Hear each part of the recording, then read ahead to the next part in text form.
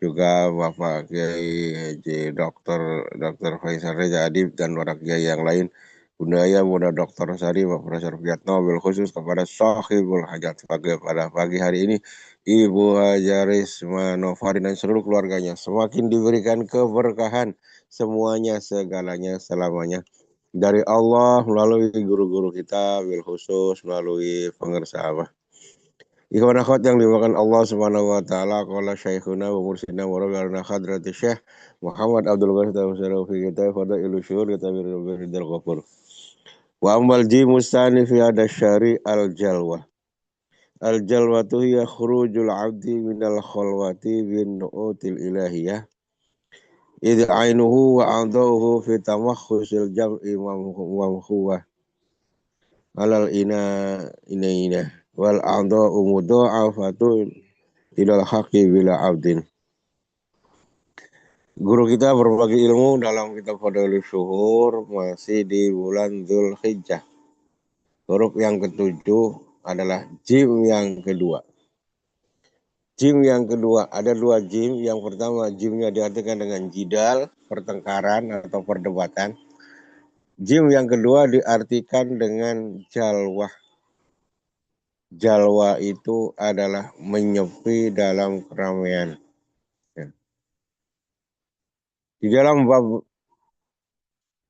huruf per huruf dalam Fadailul Syuhur ini sering dikatakan bahwa semuanya kembali kepada talqin. Bulan Dzulhijjah itu huruf per huruf adalah talqin. Huruf yang pertama adalah zal-zalnya adalah zikrullah, zikir lafaz Allah atau ingat kepada Allah. Ini bisa maksimal hanya dengan talqin. Abah Anom dalam kitab Miftahus Sudur menjelaskan fa'lam anna dzikra la yufidu faidatan tamatan illa bitalqin. Ketahuilah bahwasanya zikir itu tidak akan memberikan faedah yang sempurna kecuali dengan cara ditalqin. Ya. Mengucapkan kalimat la ilaha illallah, zikir la ilaha illallah, kalau tidak ditalqin tidak akan sempurna. Bisa sempurna kalau melalui proses talqin. Makanya ulama-ulama tasawuf menjelaskan, ya, zikir itu ada zikir hasanat, ada zikir darajat.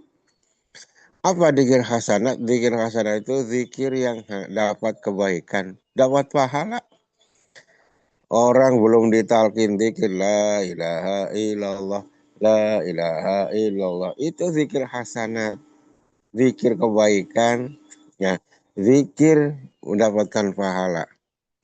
Tapi kalau zikir kita pengen menaikkan derajat kita di sisi Allah, namanya zikir darajat, harus melalui talqin. Melalui talqin seperti kita la ke atas, ilaha ke kanan, illallah ke kiri. Ditalqin oleh guru mursyid yang nyambung sampai ke hadirat Allah Subhanahu wa taala. Jadi zikir Allah, zikir ingat kepada Allah adalah talqin. Yang kedua hurufnya wawu adalah waroi. Ya, waroi itu hati-hati. Hati-hati berpikir, hati-hati melangkah, hati-hati masalah makanan, hati-hati masalah perbuatan. Ya. Kenapa hati-hati? Karena selalu merasa diawasi oleh Allah. Selalu dipantau oleh Allah. Ya. Perasaan seperti ini, merasa dipantau, nggak akan mungkin terwujud kecuali orang yang sudah ditalkin. Ya. Maka orang-orang wira itu luar biasa.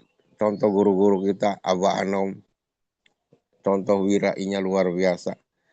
Abah Anom konon pernah dikasih sarung, kain sarung BHS. Sarung mahal BHS sama pedangdut Ica Trisnawati. Cuman Ica Trisnawati ini basa-basi. Ini Abah ada sarung lumayan buat keset. Bilangnya lumayan buat keset. Ya diterima oleh Abah Anom. Tapi sarung BHS yang mahal itu ya buat keset. Nggak dipakai sama Abah Anom. Kenapa? Karena ngomongnya buat keset. Itu orang wirai. Ya. Makanya dalam Toreko ini jangan ada basa-basi. Kalau kita ngasih seseorang, udah ngasih aja. Jangan lu, ini buat bensin. Nah kalau kita ngasih buat bensin, buat yang lain nggak boleh. Itu wirai. Ya, ternyata dikasih uang, dikasih amplop, isinya mungkin 1 juta umpama. Bilangnya beli bensin. Ini nggak boleh beli, harus beli bensin semua. Apalagi ngomongnya buat permen nih, buat lumayan buat beli permen. Ternyata dilihat 1 juta. Ya harus beli permen semua. Inilah wirai. Hati-hati. Ya. Karena nggak mau dengan yang karena pesennya yang ngasih buat beli bensin, buat beli permen. Ya, makanya kalau kita ngasih seseorang, nggak usah basa-basi ngasih aja. Jangan buat beli ini, buat beli ini. Namanya batasin. Ya. Jadi waroi adalah talqin. Yang ketiga hurufnya adalah Islam. Islam juga talqin. Ya ayyuhalladzina amanu dkhulu fis-silmi kafah. Wahai orang yang beriman, masuklah kalian ke dalam Islam secara kafah, secara keseluruhan, secara total. Masuk Islam secara jasad, jiwa, raga, dan rasa. Total. Jiwa, raga, rasa. Masuk Islam. Bagaimana prosesnya? Talqin. Jadi untuk masuk Islam itu talqin. Siapapun dia harus talqin. Meskipun sudah jadi kiai. Apalagi yang bukan kiai. Selagi orang itu belum masuk Islam, belum ditalkin, dia Islamnya belum utuh. Ya, tidak boleh. Maka dalam maklumat yang terakhir itu Abah menyampaikan, nggak boleh kita hanya Islam turunan, hanya Islam KTP. Ya, karena nanti kalau hanya Islam KTP, di akhirat nanti KTP-nya bisa masuk surga, sedangkan yang punyanya malah di neraka, bisa jadi. Ya. Bagaimana caranya Islam? Talqin. Biar punya saksi Allah, malaikat, dan ulul ilmi atau guru mursyid. Syahidallahu annahu la ilaha illahu wal malaikatu wa ulul ilmi. Jadi Islam adalah talqin. Lazat, huruf yang keempat adalah lazat. Lazatul zikri, lezatnya kita berzikir. Kata Rasulullah, az-zikru nikmatun fa'addu syukroha. Zikir itu nikmat, maka penuhilah syukur atas nikmat itu. Jadi zikir itu nikmat. Tapi tidak akan bisa mencapai ke situ kecuali ada talqin.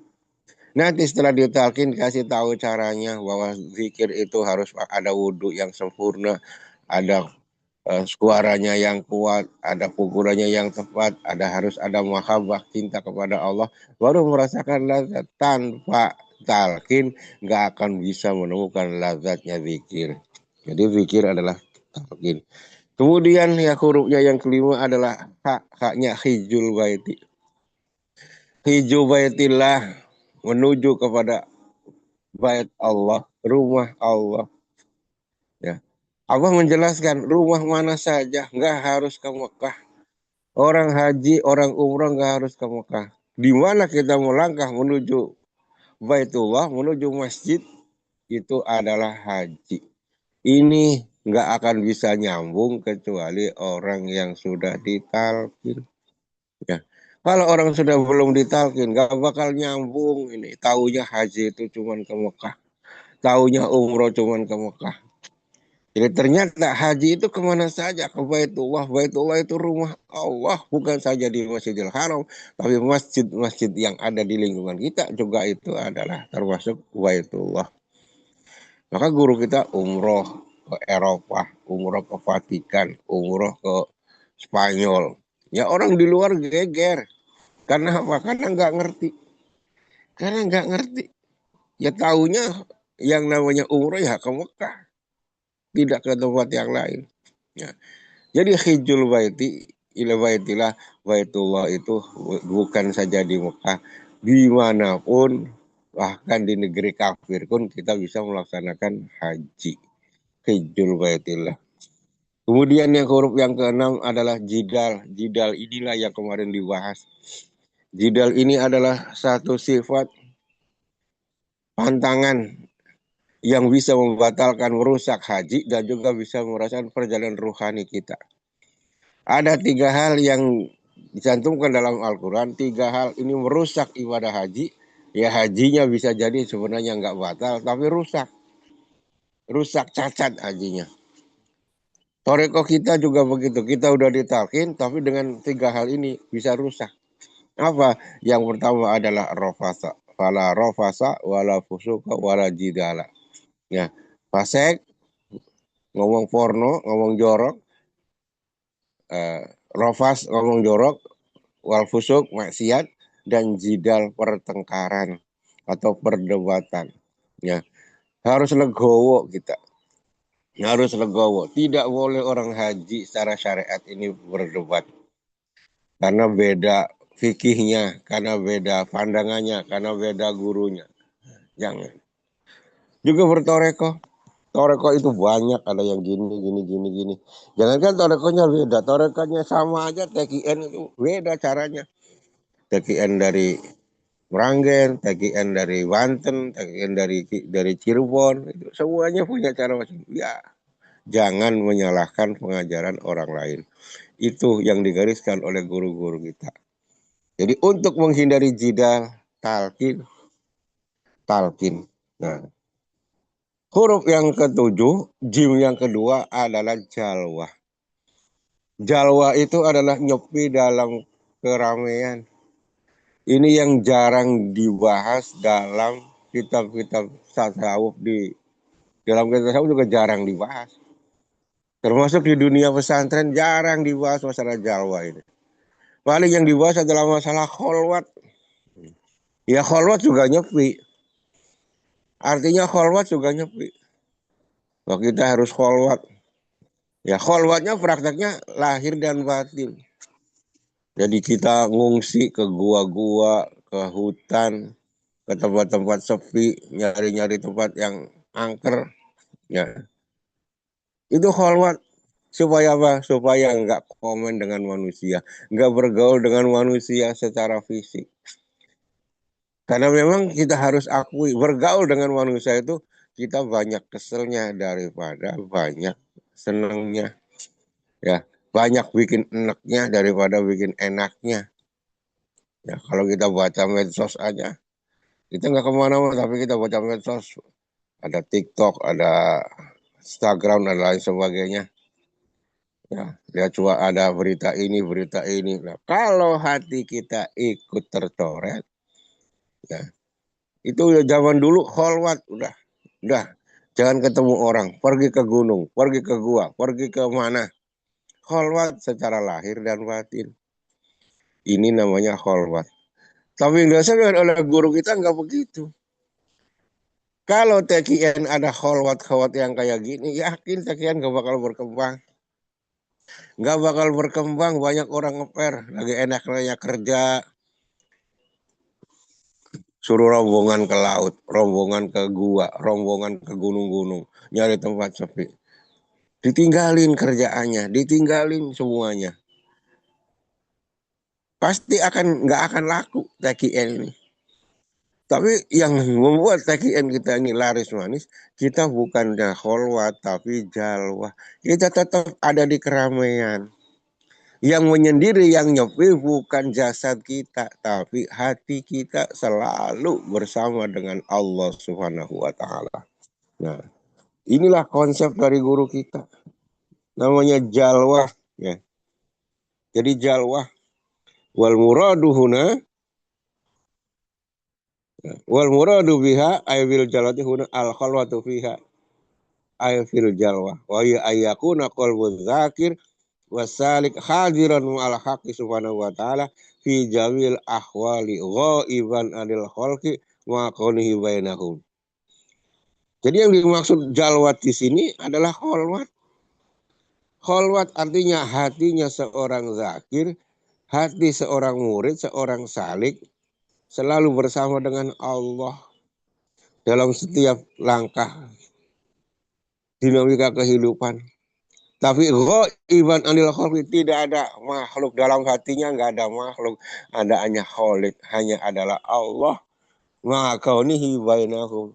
Nah, padahal dia bersama dengan makhluk itu. Jadi secara zahir bareng dengan makhluk, ngumpul dengan makhluk, tetapi hatinya hanya Allah. Dalam hatinya tidak ada makhluk, tidak ada siapapun kecuali Allah Subhanahu wa taala. Ini adalah jalwat, ya. Digambarkan oleh Abah Anom Syekh Ahmad Soto Jarifin dalam kitabnya Al-Khalwatu fil Jalwa Kasamaki fil Bahri. Khalwat dalam keramaian itu seperti ikan di laut. Meskipun kanan kirinya asin, selagi ikan itu hidup, nggak akan terbawa asin. Ya, bahkan manis ikan laut kalau diambilnya hidup-hidup bukan asin, tapi orang juga begitu. Kita bergaul dengan makhluk, meskipun yang lain kotor, kalau hati kita hidup, kita nggak akan ikut kotor. Lingkungan kita kanan kiri kita pada pusing, kita nggak ikut pusing. Kenapa? Hatinya hidup. Dan untuk praktek jalwa ini nggak bisa tidak kecuali orang yang sudah ditalkin. Kalau belum ditalkin nggak bisa kita praktek jalwa. Kalau dalam keramaian itu nggak bisa kalau belum ditalkin. Luar biasa ajaran daripada guru kita. Kita bisa kholwat dalam keramaian, bisa rame ing sepi, bisa sepi ing rame. Nah, ini luar biasa. Kembalinya kepada talqin juga.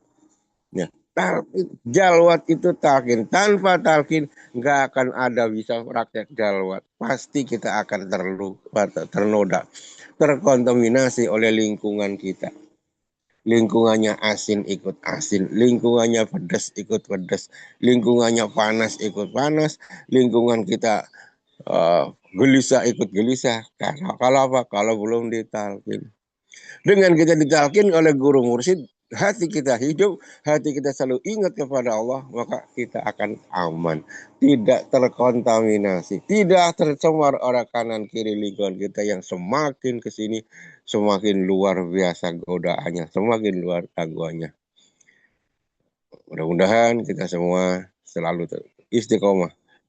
Makanya guru kita selalu mengajarkan doa kita, ilahi anta maksudi warido kama tabi atini mahabbataka wa ma'rifata wa atini maka abada.